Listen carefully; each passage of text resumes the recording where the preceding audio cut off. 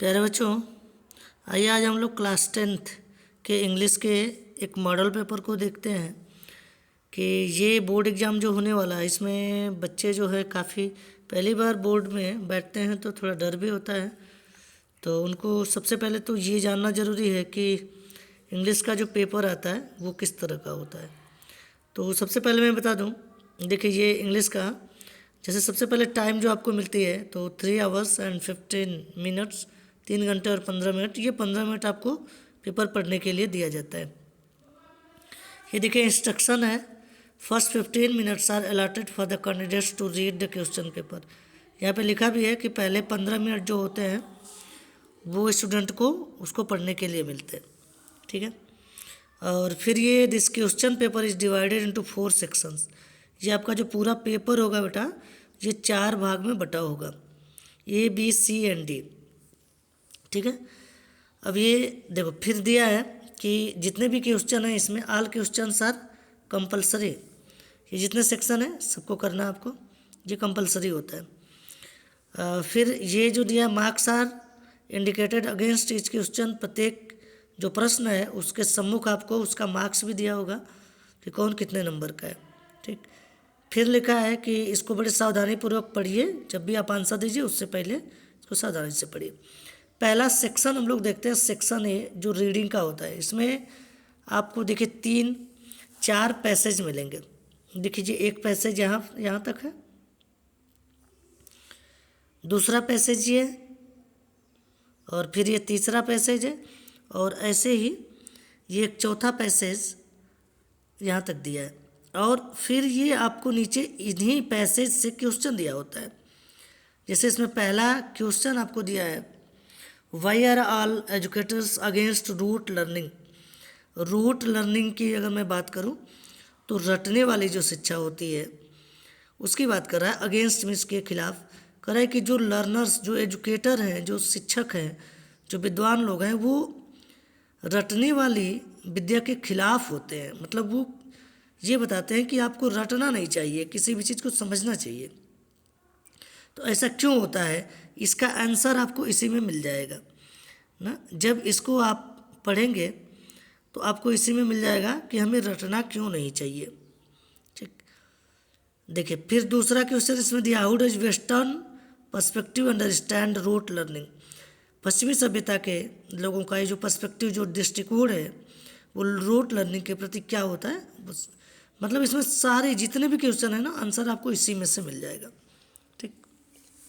चलिए देखिए ये आर दिया है, आर का मतलब होता है या तो ऊपर वाला करिए या ये नीचे वाला आप करिए, तो बात एक ही है। अब ये जो 4 इधर भी पैसेज आपको मिलेगा, ये 3 इसमें भी आपको क्वेश्चन मिलेगा, और इस क्वेश्चन का आंसर ये जो आर वाला दिया इसमें होगा, ठीक। तो ये एक खंड आपका हो गया, ठीक है यहाँ तक। चलिए अब सेक्शन बी जो आता है वो राइटिंग वाला होता है, जिसमें सबसे पहले तो आपको एक एप्लीकेशन जैसे दिया, write an application to the manager Everest handloom company Faridabad for the post of a salesman. You saw the advertisement in the Times of India of 8 June 2015। They want a smart young man having fluency in English and Hindi both. यहाँ name और number नहीं लिखना होता है, तो आपकी मर्जी करें, आप एप्लीकेशन लिखिए जैसा आपको सर पढ़ाए भी होंगे आपके इंग्लिश वाले, या आप लेटर लिखिए अपने फ्रेंड को, एक स्पेंड समर वैकेशन, गर्मी की छुट्टी अपने साथ बिताने के लिए अपने मित्र को एक पत्र लिख दीजिए। तो इन दोनों में से आपको कोई एक करना है, ठीक है। मतलब 4 मार्क्स 4 नंबर इसमें आपको मिल जाएंगे। अगर इसमें आपको कोई दिक्कत हो तो आप नीचे वीडियो में आप एक कमेंट कर देंगे, तो फिर मैं इसको बोर्ड पे भी आपको पढ़ा दूंगा, लेटर कैसे लिखा जाता है, एप्लीकेशन कैसे लिखते हैं, एक आसान तरीके से। देखिए तीसरा क्वेश्चन जो होता है, right a descriptive paragraph based on the verbal clues given in the box. अब ये कुछ क्लू, कुछ हेल्प दिया है आपको, इस पर आपको एक पैराग्राफ लिख देना, और नीचे आपको ये हेडिंग भी दिया है कि ये कैसे घटित हुई, ये प्रॉपर्टी कैसे, इसका लॉस कैसे हुआ, वेयर कहाँ कब कैसे क्या हुआ। तो ये हेडिंग भी आपको दे दिया है इसमें, अब इससे ईजी तो नहीं हो सकता ना, आपको सारा कुछ यहाँ बता ही दिया। ठीक, अब बी के बाद हम लोग आते हैं सेक्शन सी जो ग्रामर का होता है। ग्रामर में बिल्कुल ईजी होता है। देखिए, identify the nouns in the following sentence and choose the correct answer. आपको नाउन चूज करना है, और नाउन पता है किसी का भी जो नाम होता है, तो इसमें नाउन कौन सा होगा ये आप चूज करेंगे। ठीक, अथवा Sue's parents tried living in the north but they could not adopt to the cold. Johnsy और स्यू का जो चैप्टर आपने पढ़ा था, तो उसमें से ये है, तो इन दोनों में से कोई एक आपको करना है।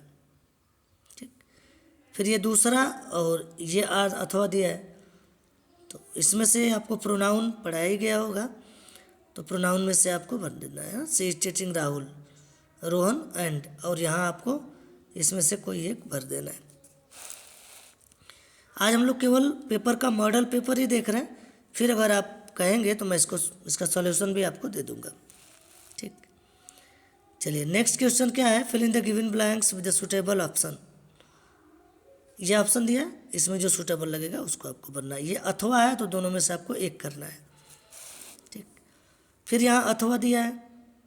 अब देखो, चेंज द गिवन डायरेक्ट और इनडायरेक्ट स्पीच आपको पढ़ाया गया होगा, तो आपको पता है कि ही सेड ये पास्ट में है और ये प्रेजेंट में है, लेकिन ये इसमें जो बात दिया है ये यूनिवर्सल ट्रूथ दिया है, तो इसका टेंस नहीं बदलेंगे आप ना, तो इसको आप कर लेंगे, इसका टेंस जो है यही रहेगा। अब इन दोनों में से कोई एक आपको करना है, या तो इस खंड को करिए या इस खंड को करिए। ये 3 सेक्शन की बात हम लोग कर रहे थे। इसमें देखिए एक फॉर्म ऑफ आर्टिकल जिसमें ए, एन और द होते हैं, तो इसमें से आपको भरना है। फिर दिया change any one of the following sentence into passive voice. आपको पैसिव वॉइस पढ़ाई गई होगी, एक्टिव और पैसिव, उसमें से है।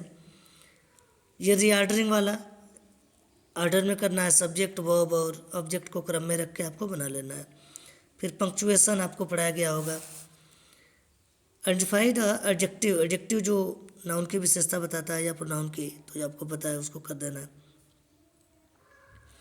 ठीक, फिर यहाँ correct form of the verb का करेक्ट फॉर्म भरना है आपको पता है ऑफ के पहले वन है तो यहाँ सिंगुलर वर्ब लगा देते हैं आप, ये सब बताएगा। देखिए, इसके बाद आपको ट्रांसलेशन, जो आप 6 से और 9 तक ट्रांसलेशन ही पढ़ते आते हैं, तो ये तो सबके लिए ईजी होता है, इसको आप कर ही लेंगे।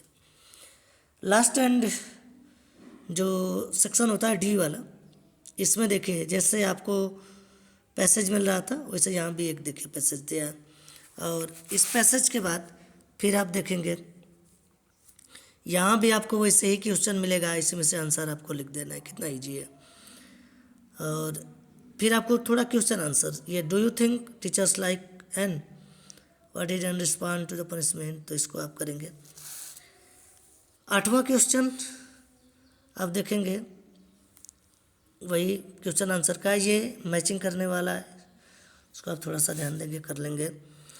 अब उसके बाद आपको पोइट्री से, जैसे प्रोज से पैसेज मिला था वैसे पोइट्री से भी पैसेज मिलता है, और नीचे क्वेश्चन दिया होता है, इसी में से आपको आंसर कर देना है। तो आर का मतलब जहाँ भी होगा कोई एक करना है। ठीक है, फिर क्वेश्चन नंबर 11 आपको सेंट्रल आइडिया लिखना है, ये तो आप याद कर लीजिएगा। सेंट्रल आइडिया तो फिक्स होती है, या तो 4 लाइन की कोई पोएम लिख दीजिएगा, ये हो जाएगा। फिर 12, तो 12 क्वेश्चन जो होते हैं इधर, और 13, 14, कुल 14 क्वेश्चन आप में होता है, ये ट्रू फॉल्स वाला लेके। तो ये आपके हाई स्कूल यूपी बोर्ड में आने वाला मॉडल पेपर था। आई होप आपको इससे काफ़ी सुविधा मिलेगी, और फिर जैसा होगा आप बताइएगा। तो फिर मिलेंगे हम लोग नेक्स्ट वीडियो में, तब तक के लिए bye bye, best of luck.